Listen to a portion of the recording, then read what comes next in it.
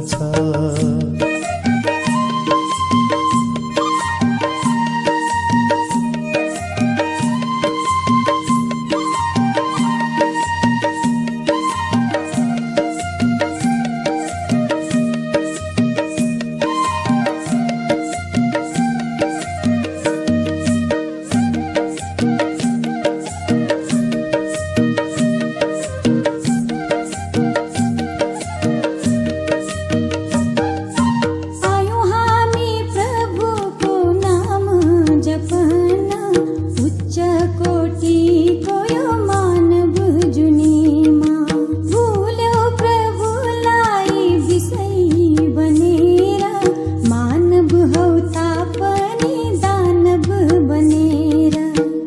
मानव यो जगलाई छोडी जानु छ, पाप र पुण्य नै साथमा लानु छ। अरे मानव यो जगलाई छोडी जानु छ, पाप र पुण्य नै साथमा लानु छ।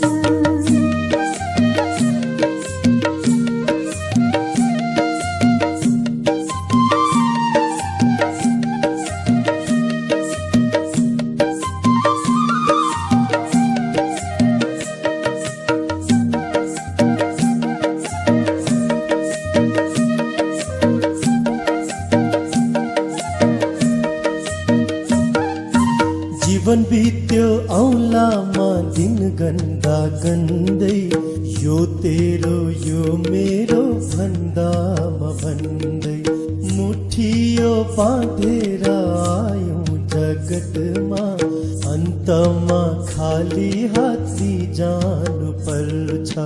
अरे मानव यो जगलाई छोडी जानु छ, पाप र पुण्य नै साथमा लानु छ। अरे मानव यो जगलाई छोडी जानु छ, पाप र पुण्य नै साथमा लानु छ।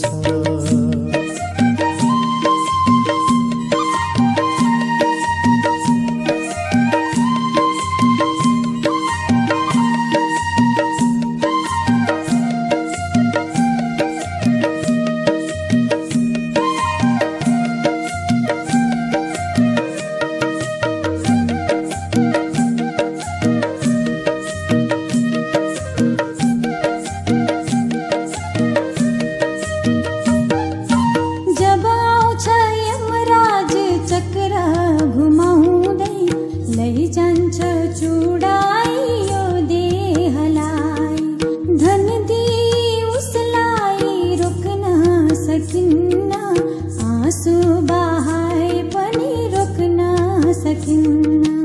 अरे मानव यो जगलाई छोडी जानु छ, पाप र पुण्य नै साथमा लानु छ।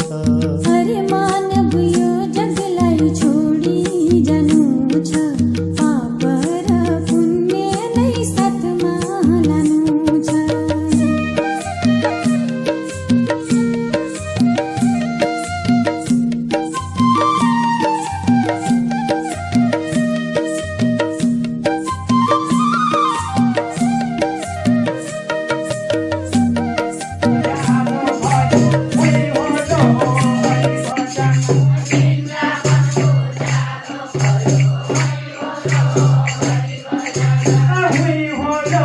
Hãy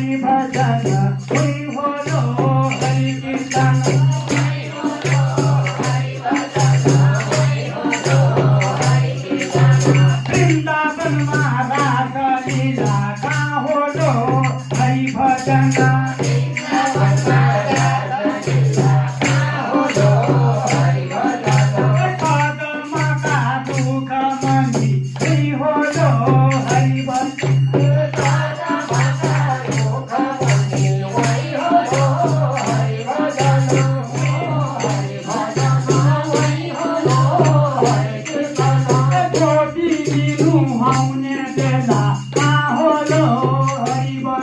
Mì Gõ để không bỏ lỡ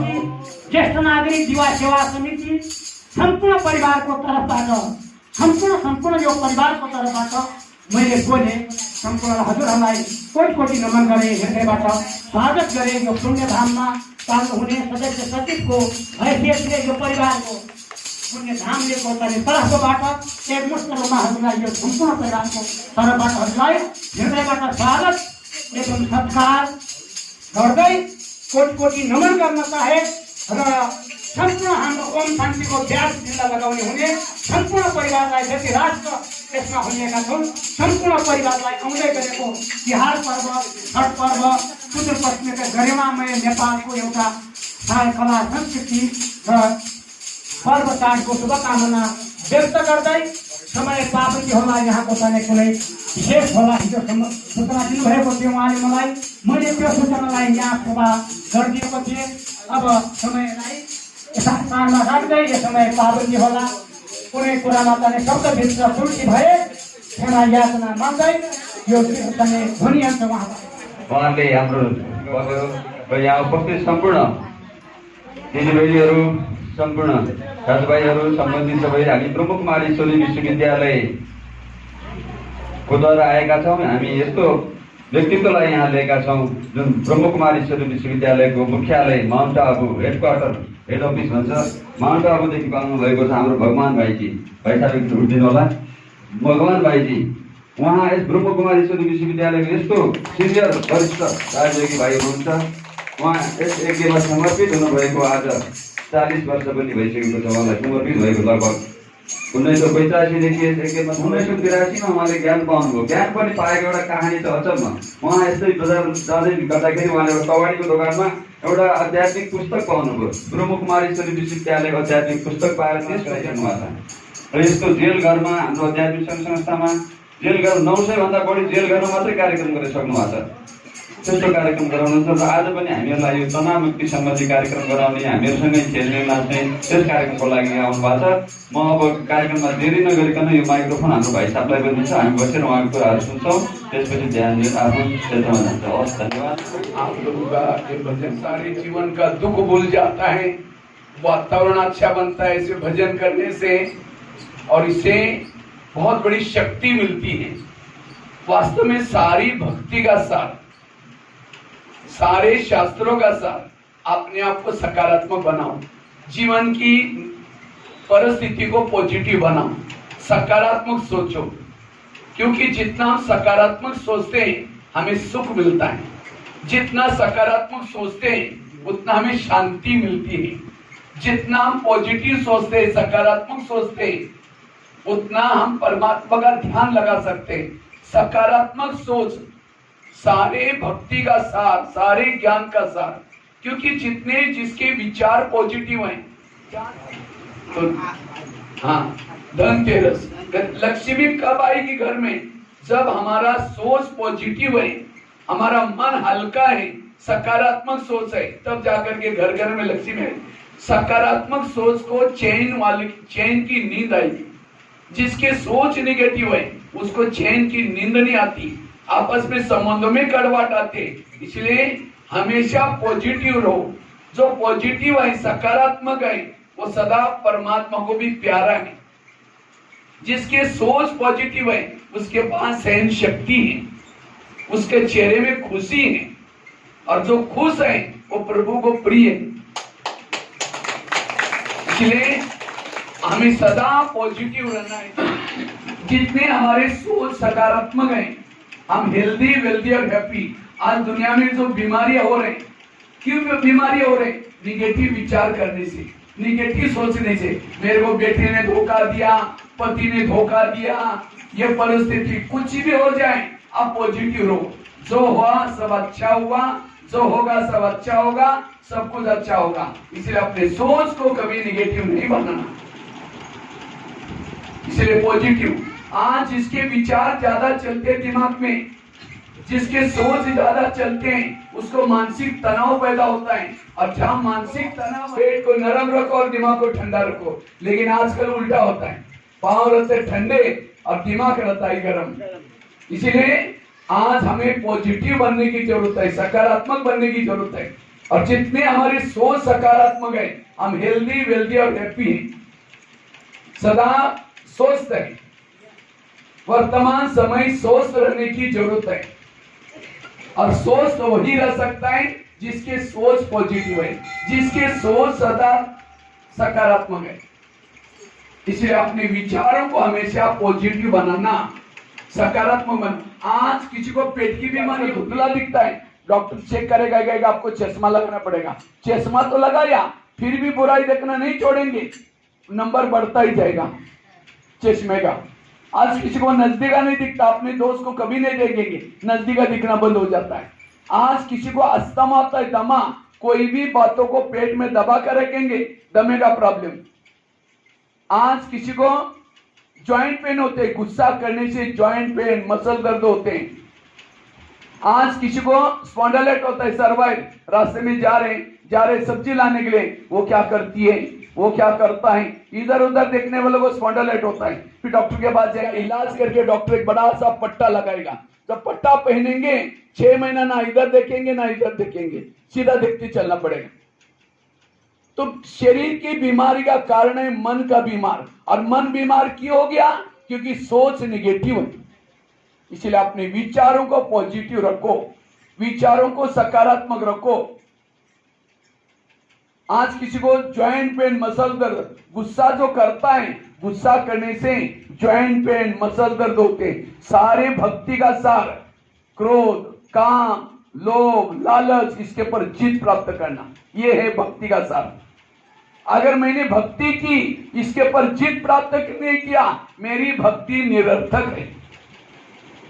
इसलिए भक्ति अर्थात बुराई पर जीत प्राप्त करना। हम जैसे अभी हम लोग भजन तो करते हैं, उस समय बेटा कितना धोखा देगा, कोई कितना, लेकिन ऊपर वाला बेटा कभी धोखा नहीं देगा। परमात्मा के वो भोलेनाथ, पशुपतिनाथ, उसको असली बेटा आपका वो है, आप असली पति वो है, असली सब कुछ, सभी संबंध वो भोलेनाथ, पशुपतिनाथ है। बस सारा संबंध उसके साथ जोड़ो, ये निमित्त मात्र सारे संबंध। इसलिए कोई धोखा देगा, टेंशन भी नहीं आओ। इंग्लिश में तनाव को इंग्लिश में टेंशन कहते हैं। टेंशन, टेन मतलब कितना? 10, और सन मतलब बच्चे। टेंशन मतलब 10 बच्चे। पहले तो 2 चरण, 10 पॉइंट आपकी सुखी कैसे रहेगी? जैसे दुनिया आशा करता है, जिसने नींद पिटा है उसका मर्डर भी कर लेता है। मैं तो करीबन भारत और नेपाल में मिल गए लगभग 1200 जेल में गया हूं। जेल में अच्छे पढ़े लिखे लोग, युवा जेल में बैठे। अभी भी महेंद्र नगर की जेल में आया, वहां बैठने की जगह नहीं, इतने सारे बैठे। अगर उसको भजन करने के लिए बुलाओ, हम ब्रह्मा कुमारी आश्रम में बुलाओ, तो क्या बोलते हैं, हमको टाइम ही नहीं है। अब यहाँ नहीं आएगा, आश्रम ही नहीं आएगा, भजन नहीं करेगा, तो कोई बुरा काम होगा। जेल में बैठने का टाइम है, यहाँ नहीं आएगा, टेंशन तनाव में आएगा, कोई बीमारी होगी, हॉस्पिटल में जाने का टाइम है, यहाँ नहीं आएगा। अगर तनाव टेंशन में आएगा, पुलिस स्टेशन में जाने का टाइम है, कोर्ट कचहरी में जाने। आज भजन कीर्तन करो, परमात्मा। बच्चे ने गिलास गिराया, इतना गुस्सा करेंगे, तेरे को अक्ल नहीं, तुम कमा के लाओ तो पता चलेगा। गिलास था 10 रुपए का, गुस्सा करेंगे, हार्ट में प्रॉब्लम आएगा, 10 लाख रुपए का ऑपरेशन करना पड़ेगा। गिलास भी टूटा तो क्या कहो, बेटा कोई बात नहीं, दूसरा लेंगे। कभी भी गुस्सा नहीं करो। और गुस्से की उत्पत्ति क्यों होती है? जैसे कुकर को गैस के ऊपर रखते हैं तो गर्म होता है, गर्म होते होते सीटी मारना शुरू करता है। कुकर सीटी मारेगा तो सब्जी पकाएगा, लेकिन कोई मनुष्य सीटी मारेगा तो ये क्यों हुआ, मेरे साथ क्यों हुआ, ऐसे कैसे हुआ, इसने ऐसा क्यों किया, क्यों क्यों क्यों करके एक दिन कहेगी तुम्हारा 3 साल से देख लिया, आज मुझे सही नहीं हुआ, सीटी मार दी। गुस्सा है, झूठ बोले कौवा काटे। 70% बच्चे हाथ खड़ा करते, सर हमको गुस्सा आता है। पेड़ बना, संस्कार नहीं सिखाते। संस्कार सिखाने के लिए आध्यात्मिकता की जरूरत है, ज्ञान की जरूरत है, सकारात्मक सोच की जरूरत है। आजकल मम्मी पापा बच्चों से परेशान है, क्यों? मोबाइल के बिना रहता ही नहीं है बच्चा। मैं कहता हूँ गुरु कौन है? वो माँ तो उसकी गुरु है। मैं भारत में, महाराष्ट्र में मेरा जन्म हुआ। महाराष्ट्र में एक शिवाजी पैदा हुआ था। वो शिवाजी क्यों बना? क्योंकि उसकी जो शिवाजी की आत्मा जब जीजा माता उसकी माँ के गर्भ में थी, वो अच्छी ग्रंथ पढ़ती थी, अच्छे साहित्य पढ़ती थी, डांडपट्टा चलाती थी, तलवार चलाती थी। वो बच्चा शूरवीर पैदा हुआ, हिंदुत्व की रक्षा की। लेकिन आज की माँ जब बच्चा गर्भ में व्हाट्सएप चलाती है, फेसबुक चलाती है, यूट्यूब देखते हैं, सारे गलत संस्कार बच्चे को पड़े। और इसीलिए बच्चे आज फिल्में ये क्यों, जितना पॉजिटिव बनेंगे सुखी रहेंगे। तो मैं खुद निगेटिव या पॉजिटिव कैसा पता चलेगा? सामने से कोई व्यक्ति आ रहे हैं, उसको देखते रास्ता क्या बुढ़िया मैं जानती हूँ। अगर सास की महिमा नहीं सुन रहे निगेटिव, अगर एक व्यक्ति के प्रति भी निगेटिव है, आपके दिल में भगवान नहीं बैठ सकता। इसलिए स्वच्छ बनो। अभी दिवाली आने वाली है ना, दिवाली में हम क्या करते हैं? सफाई कर रहे हैं लोग, वो घर की सफाई कर रहे हैं, वो घर अच्छी तरह, इसीलिए लक्ष्मी घर घर में आती। लेकिन लोगों ने लाइट जलाई, तो कौन सी लाइट जलाओ? आत्मा की लाइट जलाओ। सफाई कौन सी करो? मेरे मन में किसी के प्रति भी। इसीलिए मुझे लगता है नेपाल में शुभकामना दिवस होता है। शुभकामना वही रह सकता है जो पॉजिटिव है। जिसकी सोच नेगेटिव है, पीछे से किसी की बुराई करेंगे, फलानी ऐसी है, वो ऐसी है, वो ऐसे है, अचानक आई नमस्ते, अभी हम आपको याद करेंगे, मुख में राम बगल में छुरी, पीछे से बुराई करेंगे। मुझे लगता है सरस्वती माँ किसके ऊपर बैठी है? हंस के ऊपर बैठी थी। हंस अर्थात स्वच्छता, मन की भी स्वच्छता। जहाँ स्वच्छता वहाँ सरस्वती है, और जहाँ सरस्वती वहाँ लक्ष्मी है। इसलिए स्वच्छ बनने की जरूरत है, पॉजिटिव बनने की जरूरत है। 18 दिन तक गीता का ज्ञान सुनाया किसको? अर्जुन को। क्यों? स्वच्छ बनाने के लिए। फिर भी क्वेश्चन करता है, ये कैसे हो सकता है? ये मेरे संबंधी है। कहता है, मैं तेरे को कहने वाला कौन? नहीं मानता, अपना रूप दिखाता है, मैं कौन कह रहा हूं। इसी तरह आज हमें स्वच्छ बनने की जरूरत है, सकारात्मक बनने की जरूरत है। तो हम सकारात्मक कैसे बने, उसके लिए मैं 4-5 बातें। बगीचे में कई लोग जाते हैं, हाथ ऊपर करके हाँ हाँ हाँ हाँ करेंगे खुश रहने के लिए। घर में आए पत्नी का मुंह देखते हैं, चेहरा डाउन हो गया, वो खुशी की चली गई। सदा सकारात्मक रहना, सदा पॉजिटिव रहना। आजकल डॉक्टर ये भी कहते हैं, अगर आपको हेल्थ अच्छी रखनी है तो क्या करो? कड़वी चीजें खाना पसंद करो। करेले खाओ, कड़ूनीम के पत्ते खाओ, मेथी के लड्डू खाओ। करेले मतलब सब्जी की करेले की बात नहीं, जीवन में आने वाली कड़वी बातों को डाइजेस्ट करो। बेटे ने धोखा दिया, कोई बात नहीं, टेंशन में नहीं आओ, ये करेला खाया, तब आपकी हेल्थ अच्छी रहेगी। मानसिक हेल्थ अच्छी रखो, याद रखो। कभी कभी हमारे मन में इतना निगेटिव क्यों चलता है?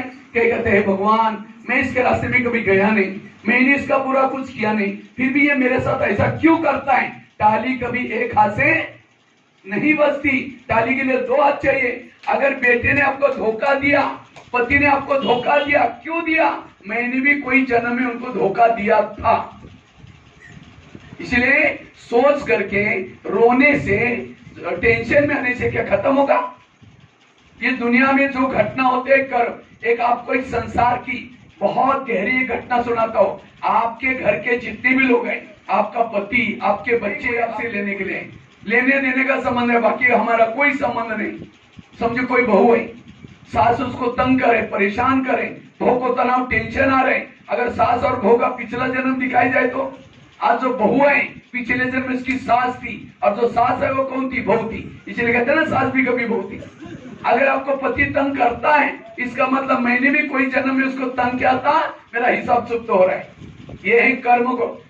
लोगों से नहीं डरो, भगवान से कभी ना डरो। अगर डरना है तो गलत कर्मों से जरूर डरो।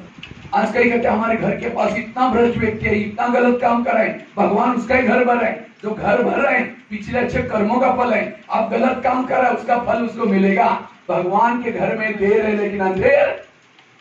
आजकल कई लोग पेट में बच्चे या बच्चे चेक करते हैं। मुझे लगता है नेपाल में तो मुझे पता नहीं, लेकिन भारत में तो आजकल बच्चों के पसंद कम करते हैं। क्या करते हैं? डॉक्टर के पास जाते हैं, और डॉक्टर के पास वैसे तो कानूनी अपराध है ये, लेकिन तो भी डॉक्टर के पास जाते हैं। अब क्या करते हैं?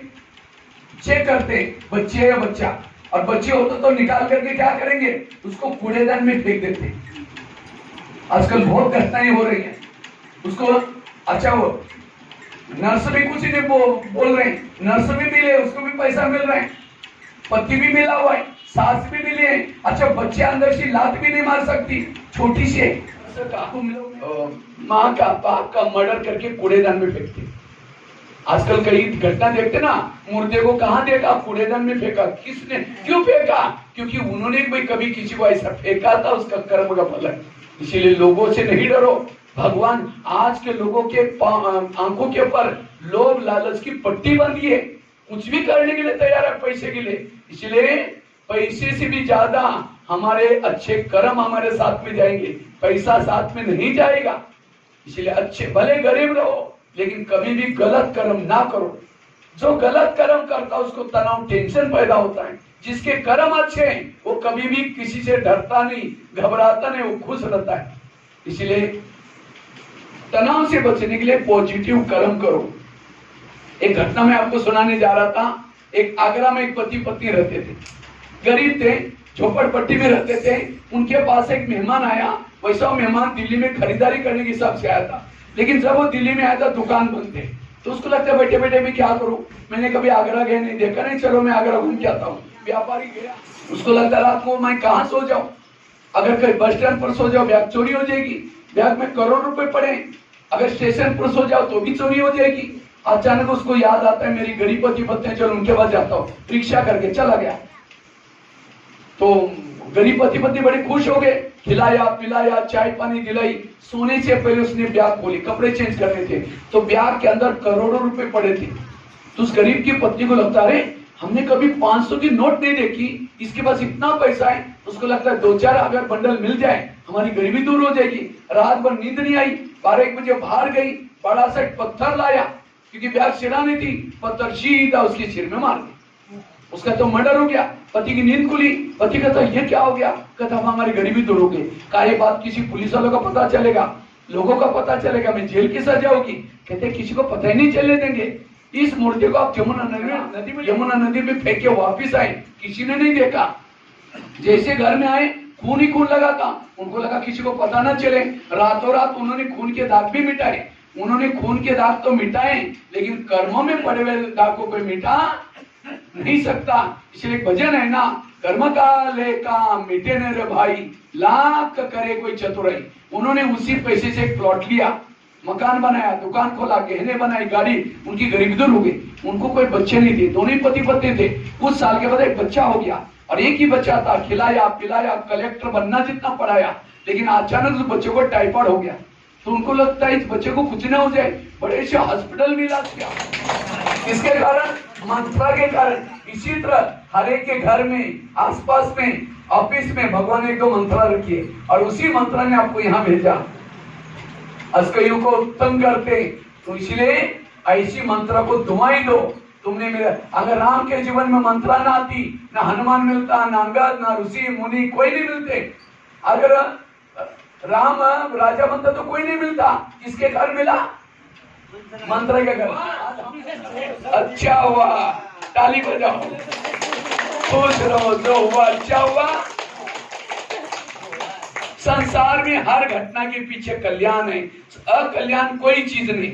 राम जब वनवास से आता है, सारे लोग उसका स्वागत करने के लिए आए थे, मंत्रा कैके नहीं आई थी।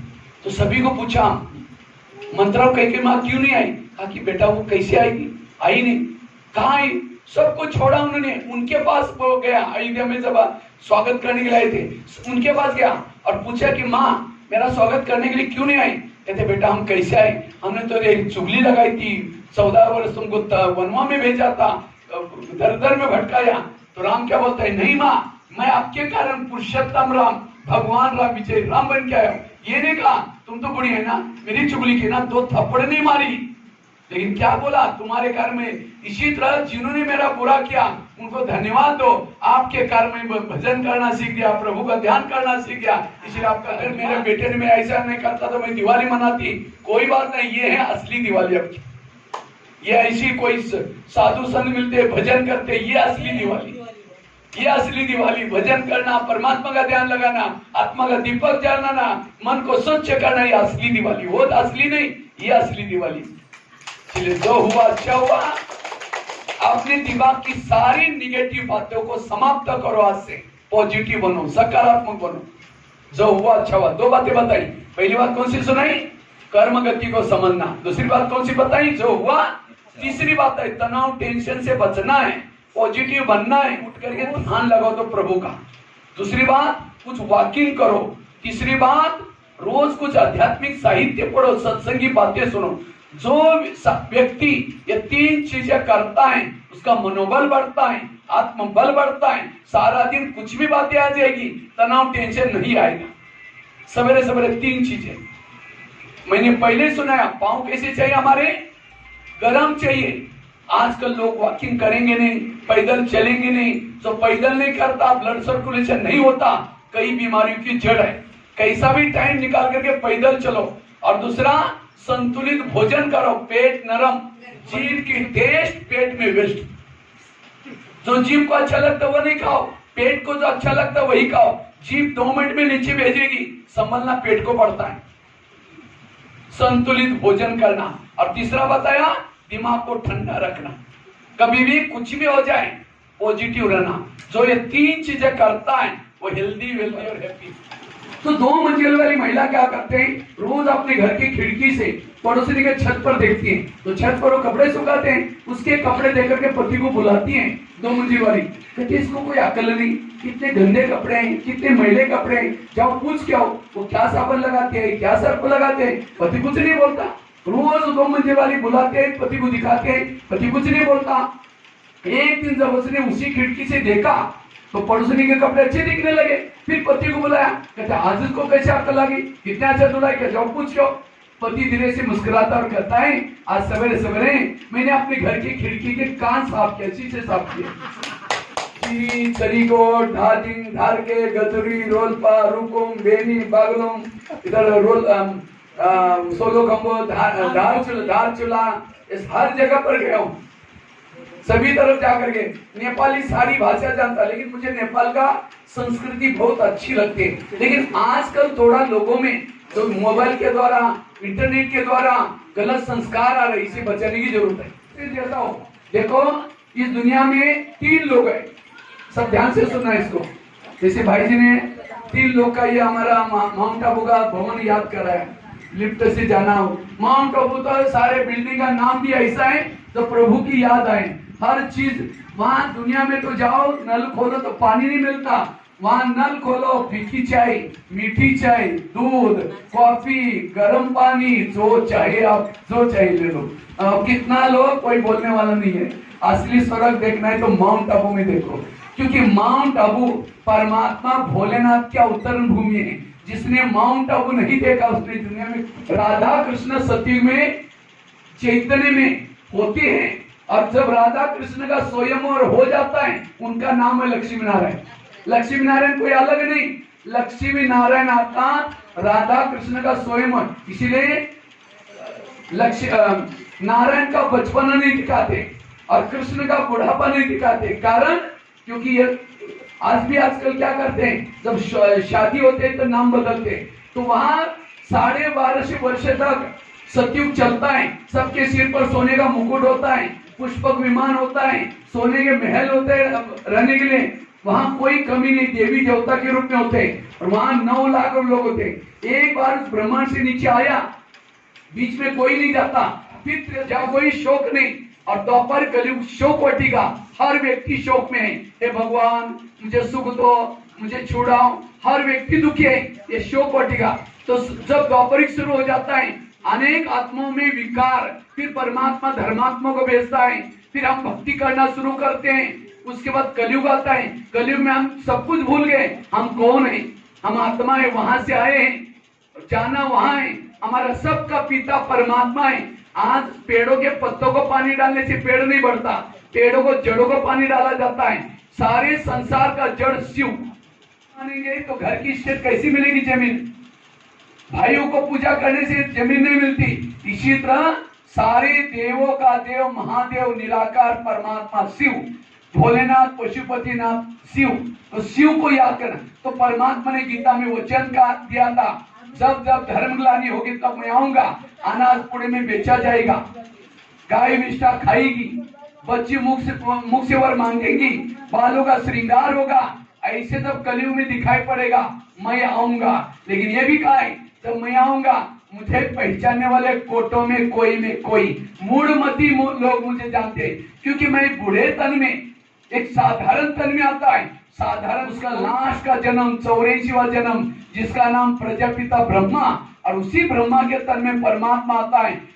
1937 में परमात्मा धरती पर आए हैं और सत्युग 100 साल तक काम करता है। इस ओम शांति की शाखा के द्वारा परमात्मा सारी सृष्टि का ज्ञान देता है, भक्ति का फल देता है, और जो साधक परमात्मा का ज्ञान लेकर के विकार पर जीत प्राप्त करते हैं, फिर एक महामारी विनाश होता है। 1937 के आसपास, अभी कितना साल, 10-12 साल बाकी, उसके बाद विनाश होगा। सारी आत्माएं वापिस चली जाएंगी। जिन्होंने 100 साल किया फिर सतयुग में आएंगे, वही आएंगे। अब अभी कितने हैं, 950 करोड़, वो सारे नहीं आएंगे। तो सारे भक्त का सारा है, हमें सतयुग में देवी देवता बन के आना, जिसको हम कहते हैं आदि सनातन संस्कृति। हम सभी आदि सनातन देवी देवता धर्म के लोग हैं। हमारे पूर्वज कौन है, देवी कुल वाले हम हैं। हिंदू जिसको कहते हैं, हिंदू मतलब कोई साधारण नहीं, हर इंसान देवी देवता के, हमारे पूर्वज देवी देवता थे। लेकिन आज हम मानते नहीं, क्यों, हम केवल हिंदू बोलते हैं। क्यों, क्योंकि हमारे अंदर वो संस्कार नहीं। हम कुछ भी खाते हैं, कुछ भी देखते हैं, विकारों के वश हो गए। परमात्मा कहता है अगर हमें पॉजिटिव बनना है, सकारात्मक, कोई कुछ भी कहता है ज्यादा सोचो नहीं। हम सोचते हैं इसने ऐसा क्यों बोला, कुछ भी बोला, पॉजिटिव रहो। एक व्यक्ति ने गधा पाला था, गधा अचानक कुएं में गिर गया, और मालिक को लगता है उसको निकाले कुएं से, नहीं निकाले, क्या करे। लास्ट में सोचा वैसे ही बूढ़ा हो गया, अब निकाल करके क्या फायदा, इसी कुएं के अंदर उसको दफना लेते हैं। आस पास वालों को सबको बुलाया, कहता है मेरा गधा कुएं में गिरा है, उसको दफनाना है, आप लोग फावड़े लेके आ जाना। तो सभी ने फावड़े ला करके मिट्टी डालना शुरू किया। गधा तो जिंदा था, चिल्लाना शुरू किया, कोई सुनता ही नहीं। लास्ट में गधे ने सोचा कोई सुनने वाला ही नहीं, चुप हो गया। उसके ऊपर जो भी मिट्टी आती है जोर से झाड़ करके नीचे गिराता है, जारे पैर के नीचे ढेर होता गया, एक एक पांव ढेर पर कुएं से बाहर आ गया। गधा भी टेंशन में ना। और लास्ट एक में छोटी सी बात सुना करके पूरा करता हूँ। तनाव से बचना है। पहली बात कौन सी बताई, कौन सी बात बताई, कर्मों की हुई गति को समझना, अच्छे कर्म करना। दूसरी बात कौन सी सुनाई, जो हुआ। और हर पॉइंट में मैंने एक एग्जांपल्स दिया है छोटा छोटा, ताकि वो बात स्पष्ट हो जाए। आगरा वाली घटना सुनाई। अगर जीवन में सहन शक्ति नहीं, आध्यात्मिकता कोई काम की नहीं, भक्ति कोई काम की नहीं। इसलिए परमात्मा कहते हैं इन गुणों को सीखो, आज जीवन जीने की कला सीखो। जो सहन करता है, गुण दान करता है, वो सोचता है सुखी। आध्यात्मिकता आता है स्वस्थ बनना और सुखी बनना, और पॉजिटिव बनना इसका। इसलिए जो हुआ अच्छा हुआ। और लास्ट की बात है, नेगेटिव को क्या बना दो, पॉजिटिव। बुराई को भी अच्छाई में बदलो। किसी ने गाली दी, क्या समझो, गाली नहीं दी, मेरे ऊपर गुलाब का फूल डाल दिया।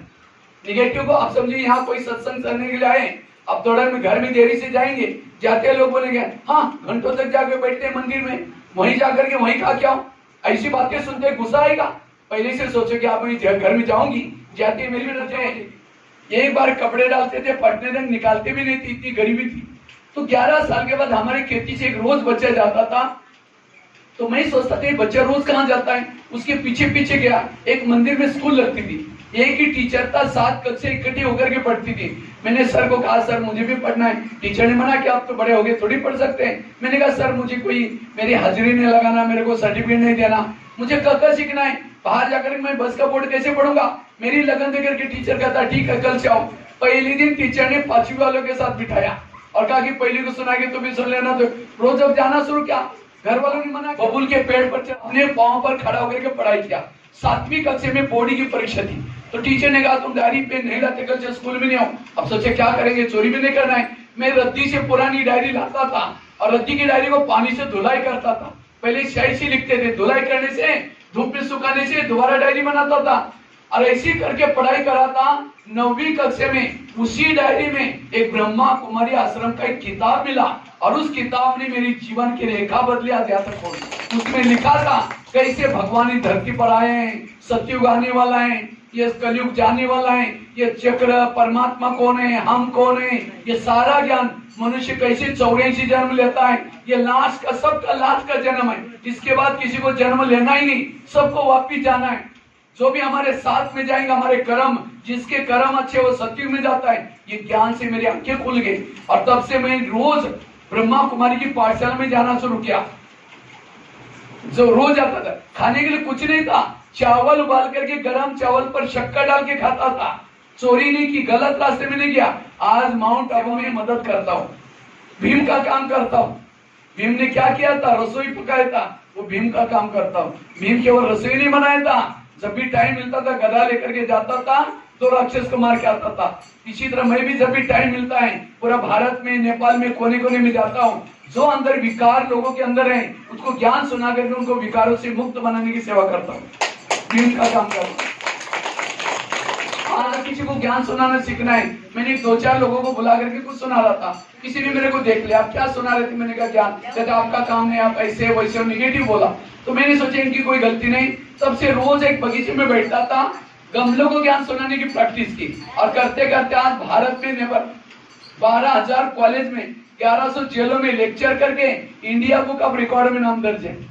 जैसे गिनीज बुक, लिम्का बुक होता है, इंडिया बुक ऑफ रिकॉर्ड में नाम दर्ज है। यूट्यूब में, गूगल में कहीं भी आप सर्च करो बीके भगवान भाई, बहुत सारे वीडियोस, बहुत सारे क्लासेस। आज कहाँ थे? माँ बाप ने नाम रखा था भगवान भाई, हमने कभी गुस्सा नहीं किया। एक घटना में सुनाता हूँ, ऐसा कर, आंखें बंद करेंगे, आंखें बंद, आंखें बंद।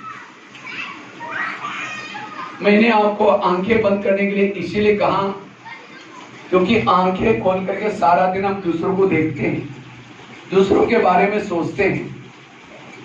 अब इस 3 मिनट के लिए अपने अंतरात्मा को देखो, चेक करो मेरे अंदर किस प्रकार के दाग लगे हैं। गलत संगत का दाग, बड़ों का कहना न मानने का दाग, गुस्सा करने का दाग, तनाव टेंशन में आने का दाग। अगर ये कोई भी दाग है, आज मेरा दिमाग बिल्कुल शांत हो गया। मेरे जीवन के कई प्रश्न के आज मुझे उत्तर मिल गए। मेरे आसपास के जितने भी लोग हैं, ये कोई मुझे देने के लिए आए, कोई मेरे से लेने के लिए आए। किसी भी विपरीत परिस्थिति में मैं हलचल में नहीं होंगी। मेरे जीवन में आज तक जो हुआ, इन घटनाओं के पीछे कल्याण था। वर्तमान समय जो कुछ हो रहा है उसके पीछे भी कल्याण है। भोलेनाथ कल्याणकारी, पशुपतिनाथ परमात्मा मेरा पिता है। ये संसार कल्याण, मैं बिल्कुल शांत, तनाव टेंशन से मुक्त हूं। मैं एक आत्मा हूं। मैं आत्मा दोनों भ्रुकुटी के बीच में वास करती हूं। मैं आत्मा आंखों से देखती हूं, कानों से सुनती हूं, मुख से बोलती हूं। मैं आत्मा इस दुनिया से भी पार, चांद सूरज तरंग से भी पार, जहां शांति ही शांति है, जहां पशुपतिनाथ भोलेनाथ शिव निवास करते हैं, मैं भी आत्मा उसी दुनिया की निवासी हूं। अब मैं बुद्धि के द्वारा उस पिता परमात्मा के पास जाती हूं। इस शरीर से एक ज्योति बिंदु बनकर के बादलों से भी पार, चांद सूरज तारंग से भी पार, उस परमात्मा के पास जाती हूं। हे प्रभु, आज मुझे इतनी शक्ति देना जो कि मेरा मन कभी भटक न सके। मुझे इतनी ऊर्जा देना जो कि मेरे द्वारा कोई गलत काम न हो सके। आप मेरे परम पिता हैं। आप तो दया के सागर हो, शांति के सागर हो, आनंद के सागर हो। परमात्मा के ध्यान से मेरा आत्म दीपक जागृत होता जा रहा है। मैं तनाव टेंशन से मुक्त बनती जा रही हूं, गहरी शांति की अनुभूति करती जा रही हूं। अपना आत्म दीपक जागृत करके, परमात्मा का ध्यान लगा करके,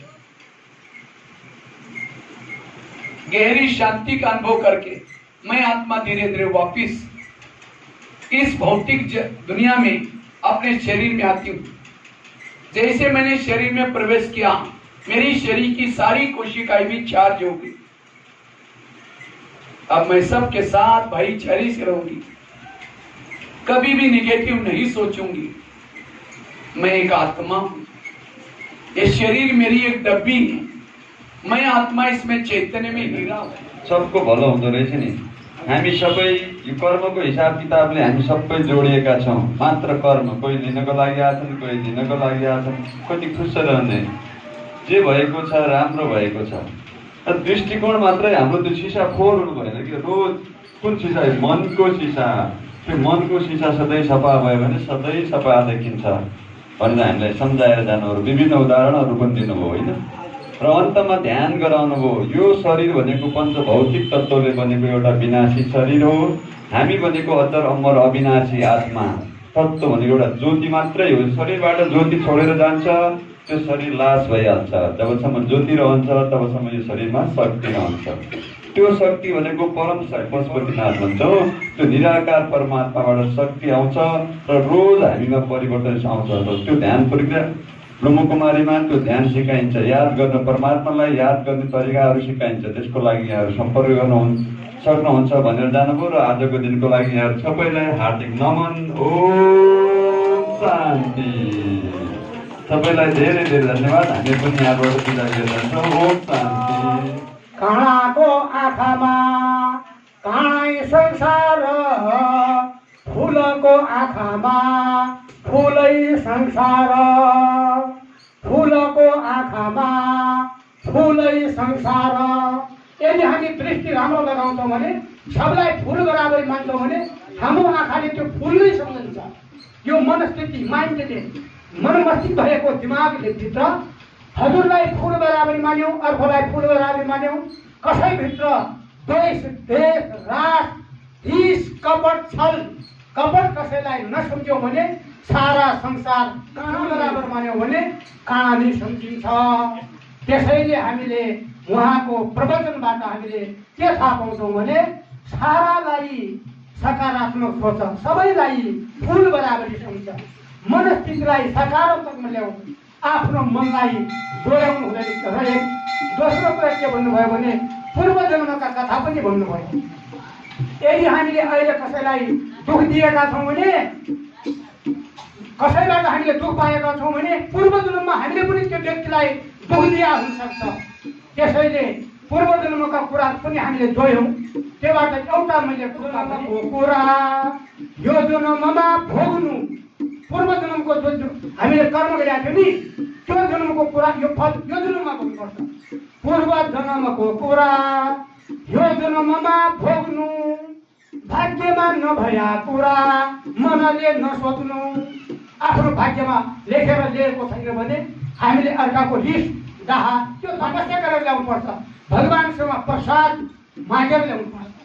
हामीले पूर्व जन्ममा राम्रो काम गरेका छ भने यो जन्ममा राम्रो पाउँछौँ। अर्का किन गर्ने, उसले पिएचडी पास गरे, उसले चिप्लो कार किनाएको, उसले 5 तले दरबार बनायो, मेरो झोपडी छ, के भन्ने।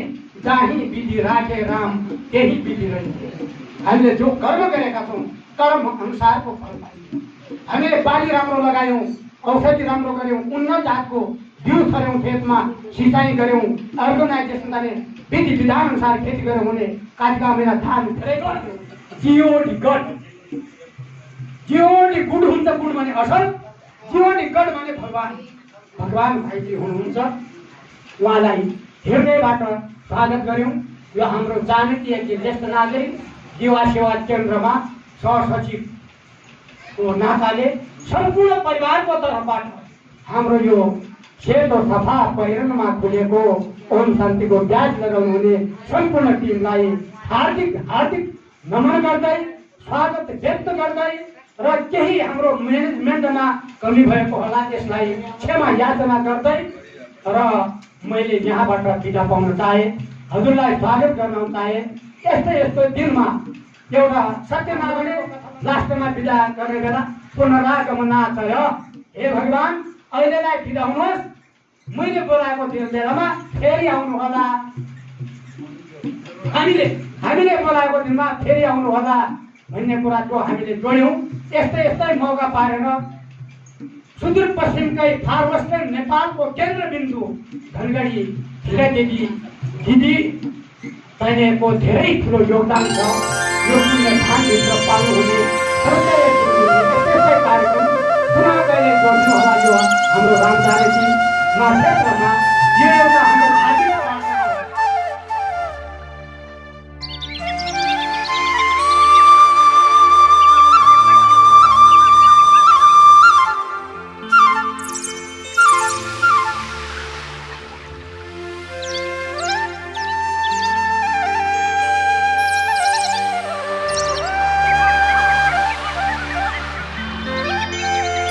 Thank you.